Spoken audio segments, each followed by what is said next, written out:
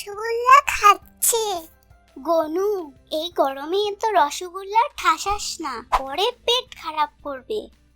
আহ দিদি, খাওয়ার সময় ডিস্টার্ব করিস না তো।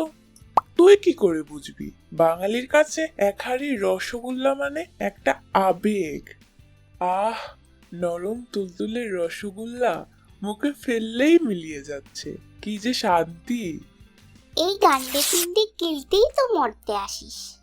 দেখ দিদি, ভালো হচ্ছে না কিন্তু।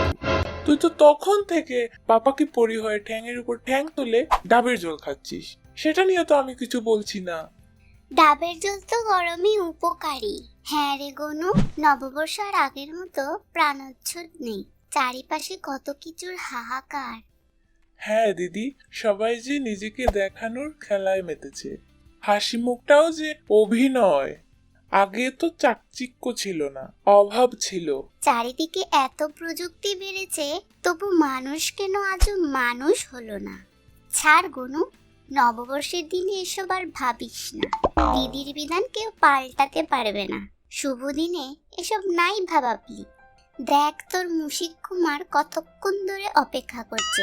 তোর খাওয়া হলে ও খাবে, একটু তো সদয় হ। এই রে, রসগোল্লা সব ঠান্ডা হয়ে গেল। বেশ হয়েছে, সব সময় শুধু খাই খাই। মা থাকলে দিত এক্ষুনি, আর মায়ের আদরেই তো বাদর হয়েছিস। দিদি, ভালো হচ্ছে না কিন্তু। তুই খা তোর ডাবের জল। আমি চললুম, পুজোতে এত সন্দেশ দিয়েছে, তুই তো খাবি না। তোর ভাগেরটা আমি আর মুশিক খেয়ে নেব। আর পেঁচুও তো তোকে ছাড়া যাবে না। হ্যাঁ থাক, আর বলতে হবে না, যা খেয়ে আয়। উফ। হ্যাঁ যাই, তারপর দুপুরেও তো আবার ঘুরবুস। গনু, হজমের ওষুধটা খাবি মনে করে, নইলে কৈলাসে গিয়ে অসুস্থ হলে মা আমাকে বকা দেবে। আরে বাবা, এনেছি এনেছি। মুশিককে বলে আগেই হজমের ওষুধ আনিয়ে রেখেছি।